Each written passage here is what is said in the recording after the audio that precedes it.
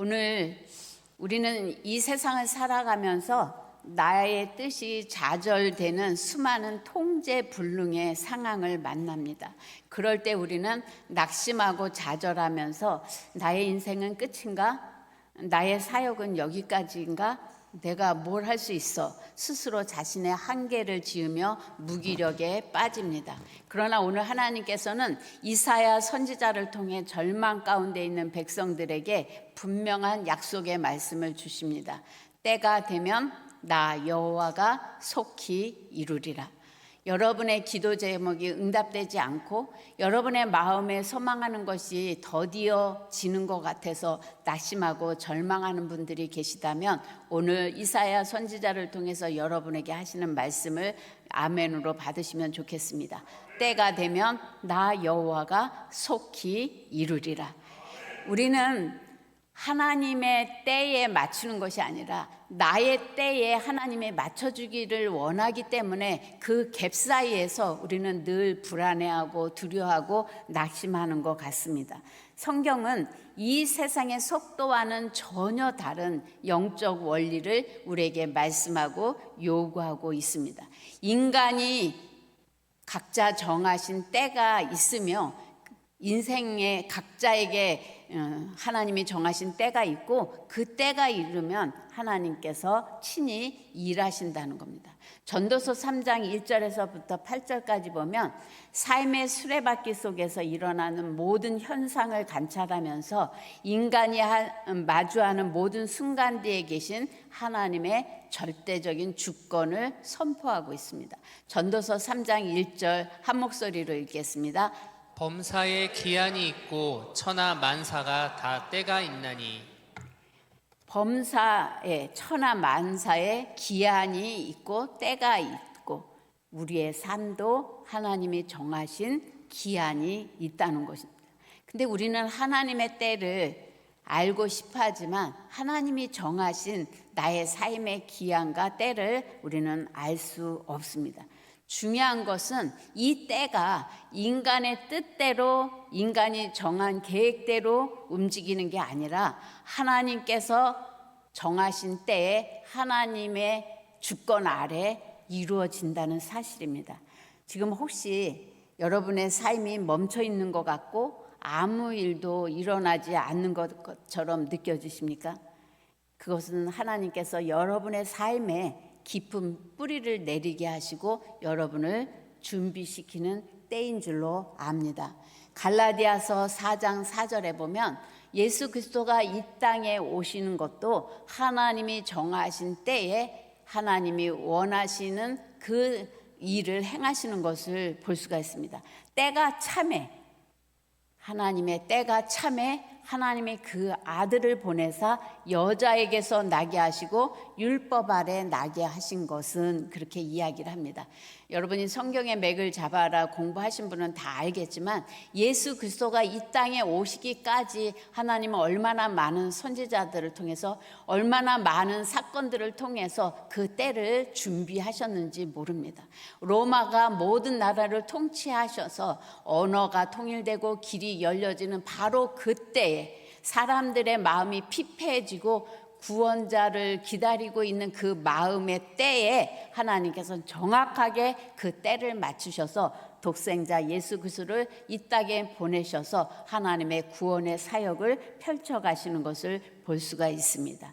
성경에도 하나님의 때를 기다리지 못해서 실패한 인생이 있는가 하면 이해할 수 없지만 하나님의 때를 기다리고 하나님의 주권을 인정하면서 축복받은 인생들도 있습니다. 사무엘상 13장 8절에서 14절 오늘 목사님께서도 말씀하셨기 때문에 읽는 거는 생략합니다.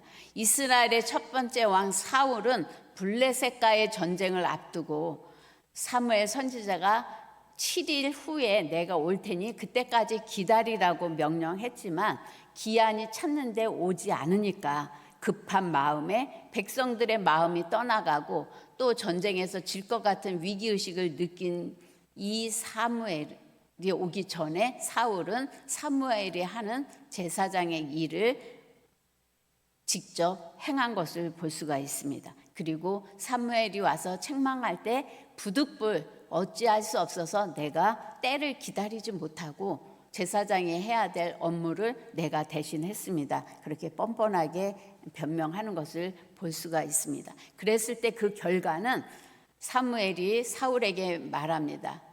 왕이 명령을 어기고 망령되이 행했기 때문에 왕의 나라가 영원하지 못할 것입니다. 하나님의 시간, 하나님의 때를 기다리지 못한 결과입니다. 창세기 16장 1절에서부터 6절까지 보면 믿음의 조상 아브람 역시 100세의 아들을 기다리지 못하고 하갈을 통해서 이스마엘을 이 세상에 태어나게 한 실수를 범한 것을 볼 수가 있습니다. 환경이 또 사람들의 말에 의해서 하나님의 때가 이루어지지 않는 것 같고 하나님이 약속하셨지만 그 약속을 지키지 못할 것 같은 불안감 때문에 인간의 생각으로 인간의 방법으로 이 땅에 이스마엘을 낳은 것을 볼 수가 있습니다. 우리가 하나님의 때를 이렇게 기다리지 못하는 이유는 무엇 때문에 그렇습니까? 상황과 사람을 하나님보다 더 크게 보기 때문에 그렇습니다. 또한 하나님이 나를 향하신 그 계획이 선하시고 온전하다는 것을 신뢰하지 못하기 때문에 그렇습니다. 하나님이 나 같은 거를 돌아볼까? 하나님이 나에게 약속한 것을 과연 이룰까? 그런 불안감 때문에 우리는 하나님의 때를 무시하고 나의 때를 맞춰가려고 애를 쓰는 것을 볼 수가 있습니다. 우리의 시선이 환경에 집중하게 되면 우리는 염려하게 되고 조급해지기 시작을 합니다. 그러나 환경이 아무리 요동할지라도 하나님을 신뢰하면 우리의 안에 평안이 유지되는 것을 볼 수가 있습니다. 이사야 60장 22절입니다. 때가 되면 나 여호와가 속히 이루리라. 우리는 내가 원하는 시간에 역사가 일어나기를 원하지만 하나님은 하나님의 주권을 가지고 하나님의 때에 하나님의 일을 행하시는 것을 볼 수가 있습니다. 우리를 심으시고 만드신 분이 하나님이시기 때문에 거두시고 꽃을 피우실 때도 가장 잘 아시는 분이 하나님입니다. 내 뜻대로 상황이 풀리지 않는다고 해서 낙심하지 마십시오. 왜냐하면 주권자 되신 하나님께서 나의 인생에 가장 완벽한 타이밍을 계산하고 계시기 때문에 그렇습니다. 제가 학교 다닐 때 친구들하고 막 이야기를 하다가 나는 꽃이 아닌 것 같아. 그랬더니 친구가 그게 무슨 말이야? 그래서 나는 꽃을 한 번도 피워보지 못한 것 같아. 그리고 내 꼴을 보니 내 앞으로의 인생은 꽃을 피우지 못하고 그냥 질 것 같아. 그랬더니 그 친구가 나한테 너는 장미야. 그래서 뭔 소리해? 난 들풀도 아닌데. 그랬더니 너는 가시가 있어. 아주 고상하고 아주 점잖은 것 같은데 찌르는 가시가 있어. 근데 어쨌든 너는 꽃이야.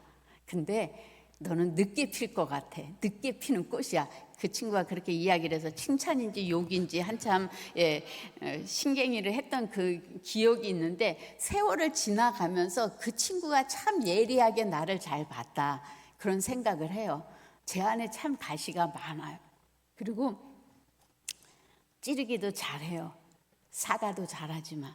그리고 나의 젊은 날에는 정말 들에 핀 들국화 모양 아무도 관심을 가져주지 않는 그런 삶이었던 것 같아요. 근데 날이 갈수록 저는 빛나는 하나님 앞에 없어서는 안 될 아름다운 꽃으로 계속 꽃을 피워가고 있다고 생각을 합니다. 어쨌든 여러분 모두는 다 하나님 앞에 아름다운 꽃이에요. 근데 봄에 피는 꽃도 있고 여름에 피는 꽃도 있고 가을에 피는 꽃도 있고 겨울에 피는 꽃도 있어요. 하나님이 다 정하신 때에 여러분이 꽃을 피우도록 하나님은 잠잠히 계신 게 아니라 지금도 분주하게 일하고 계시다는 것을 여러분이 신뢰하시기를 바랍니다. 창세기 41장 39절에서 41절입니다. 요셉에게 이르되 하나님이 이 모든 것을 내게 보이셨으니 너와 같이 명철하고 지혜 있는 자가 없도다. 너는 내 집을 다스리라. 내 백성이 다 내 명령에 복종하리니 내가 너보다 높은 것은 내 왕자뿐이니라. 바로가 또 요셉에게 이르되 내가 너를 애굽 온 땅의 총리가 되게 하노라 하고.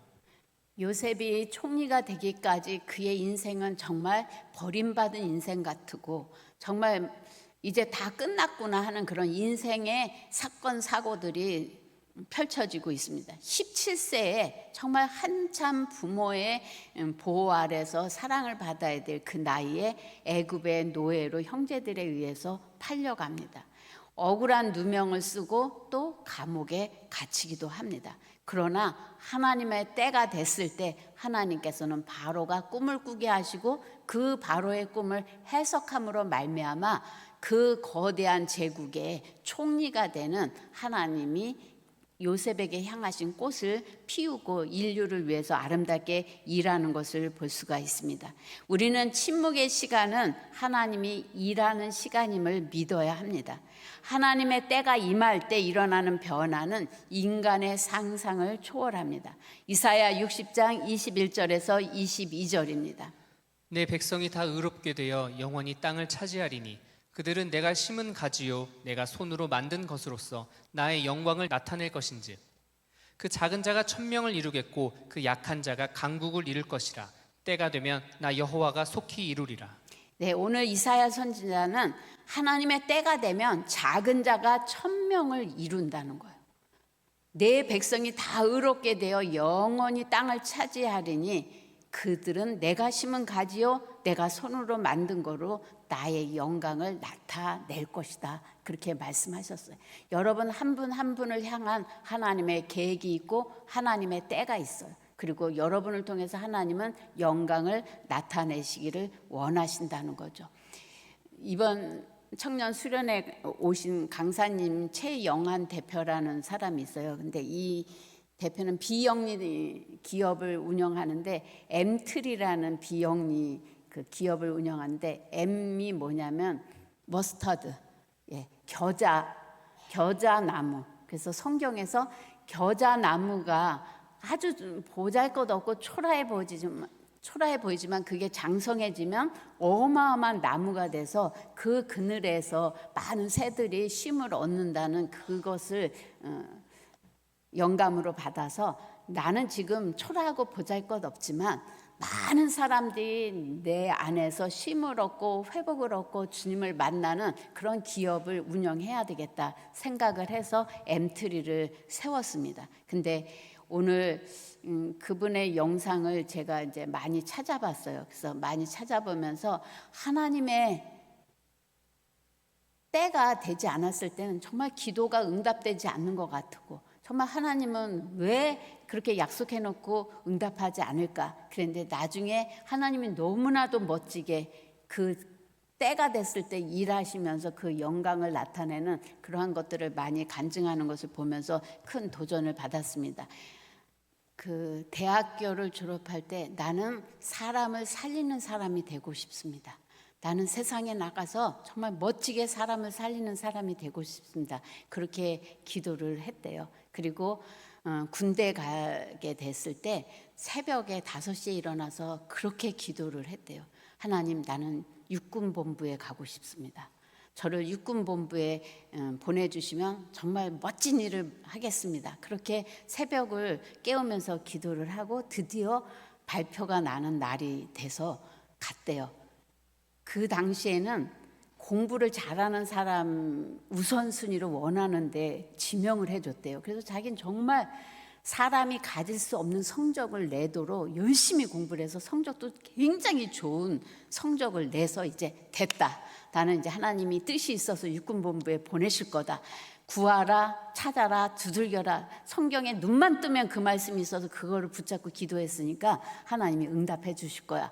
근데 딱 갔는데 올해부터 추첨으로 배정이 됩니다. 너무나 당황했지만 그래도 하나님이 이 역사를 이루실 거야. 그리고 막 감사 기도를 했대요. 육군본부에 보내주셔서 감사합니다.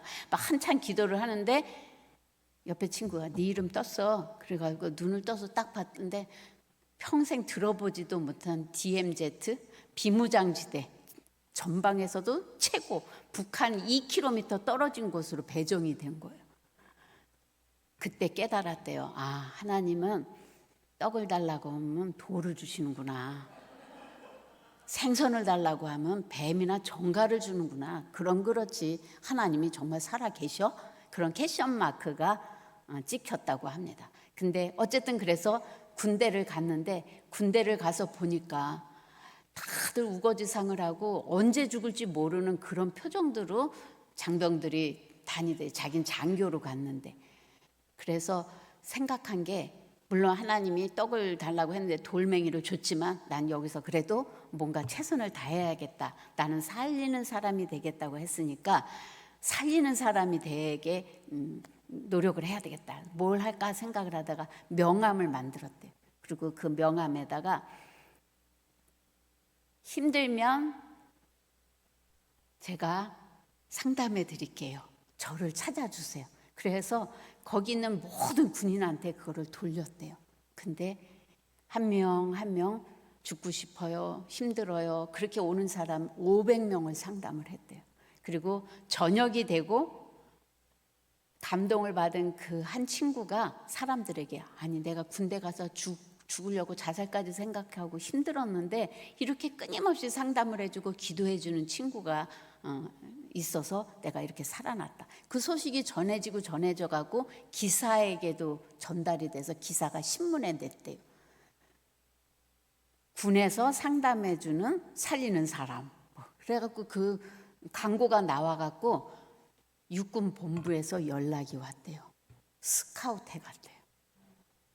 자기가 그 차를 타고 스카우트에서 가면서 눈물을 흘리면서 하나님은 내 기도를 듣지 않으시고 잊어버렸다고 생각하는데 가장 완벽한 때에 스카우트해서 사람을 살리는 일을 할 수 있는 작전본부로 나를 이끄셨다. 그래서 막 연예인들과 콜라보하고 수많은 일들을 많이 마음껏 펼칠 수 있는 그러한 사람이 됐고 나중에 엠트리라는 기업을 만들어서 지금은 소외당한 아프리카나 그런 친구들과 매칭을 기업과 연결시켜서 하나님의 복음을 전하는 그러한 일을 하게 됐다고 간증하는 영상을 제가 보면서 큰 도전을 받았습니다. 우리는 내 때에 내가 원하는 것이 이루어지지 않았을 때 우리는 낙심하고 절망하고 포기하고 원망합니다. 그러나 절망의 상황 속에서도 우리는 어떤 자세를 가져야 할까요? 하나님의 때를 기다리는 자세로 오늘 내게 주어진 때에 충실함으로 기다림의 시간을 보내야 됩니다. 요셉이 억울한 누명을 썼지만 또 노예로 팔려갔지만 그 보디발의 장군 집에서 열심히 성실하게 일했고 감옥에 갇혀서도 자기가 할 수 있는 최대한의 도움을 줄 수 있는 일을 했을 때 하나님은 그를 하나님의 때가 됐을 때 총리로 세워주신 것을 볼 수가 있습니다. 톨스토이가 세상에서 가장 귀한 것 3가지를 말합니다. 첫째는 지금입니다.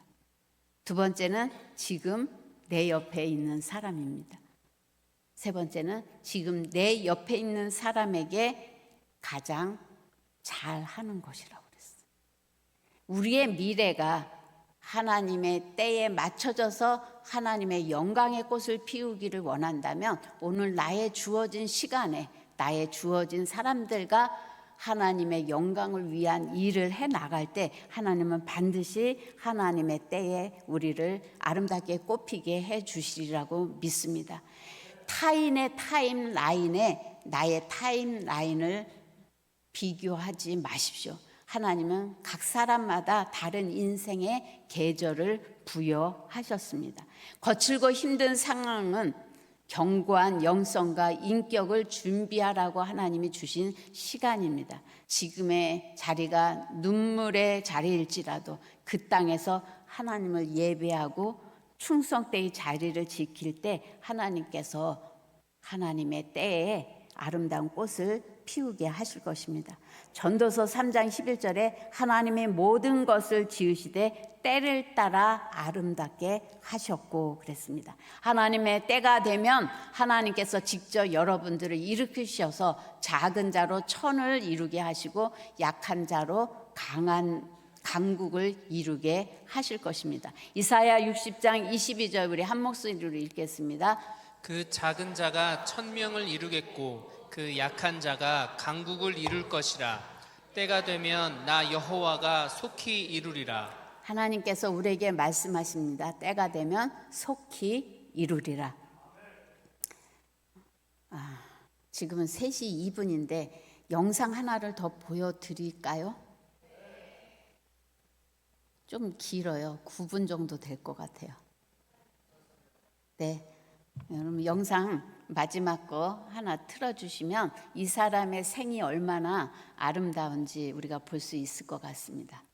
네, 이 친구가 정말 사람을 살리는 사람이 되고 싶다는 비전을 바르게 세웠지만 환경은 힘들고 어렵잖아요. 그래서 포기하고 낙심했다면 오늘의 이런 강사로 뛰지 못했을 거예요. 근데 그 주어진 자리에서도 그 비전을 향해서 최선을 다했을 때 그가 세상을 살리는 사람으로 지금 활동할 수 있는 위치까지 올라간 것을 보면서 우리도 하나님이 지금 무엇을 준비하고 계실지 어떤 꽃을 피우시려고 하시는지 우리는 모르지만 오늘 주어진 시간에 하나님의 비전을 향해서 최선을 다하고 나갈 때 언젠가 하나님의 영광을 나타내는 날이 오리라고 믿습니다. 우리 이 시간 다 자리에서 일어나셔서 우리 오늘 찬양하고 축도로 예배를 마치도록 하겠습니다.